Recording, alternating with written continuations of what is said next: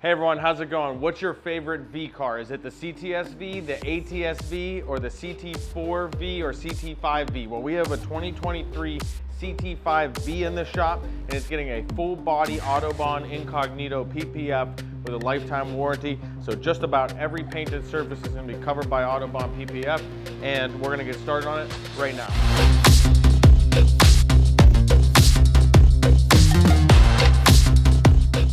Okay, so we're doing pre-treatment on all the really dirty areas on the car, and this is gonna loosen up our dirt. We got a multi-purpose cleaner here. We do this all the time, and it'll get rid of some remaining bug guts, or you could use a dedicated bug gut remover, but for what we're doing, this will work great. So we gotta put a lot of effort into prepping our cars before we do PPF, because this is a used vehicle. It's not like super old or anything, but it's a used vehicle. So there's all kind of dirt that's hidden in all kind of places, and we want to try to avoid getting that in the film installation.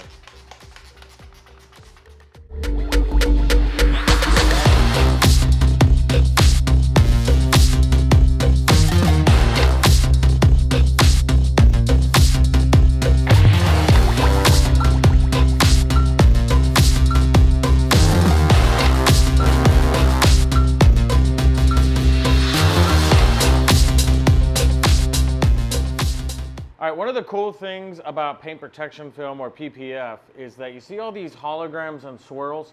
A lot of people ask us, do you paint correct the car and polish the car before you install PPF? Well, the answer to that is no, and I'm gonna tell you why. All of these are gonna be filled in by the PPF, and it's gonna look like a perfect gloss black. Now, some people might wanna say, well, why don't you paint correct the car so that the paint underneath is perfect?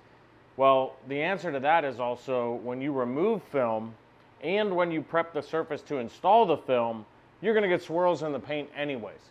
So I can make this the most perfect paint on earth, but if this film ever gets removed, it's gonna swirl and scuff up the paint during removal. So there's no reason at all to polish a vehicle prior to installing PPF unless it has an existing ceramic coating that you need to remove on it to get that off with a machine. Otherwise, there's no good point to thinning out the clear coat on this car just to have the paint perfect before we install.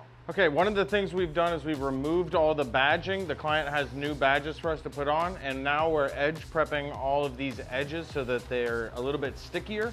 And what that's gonna do is that's gonna give us a better chance of the film sticking without ever lifting and having to come back for a trim.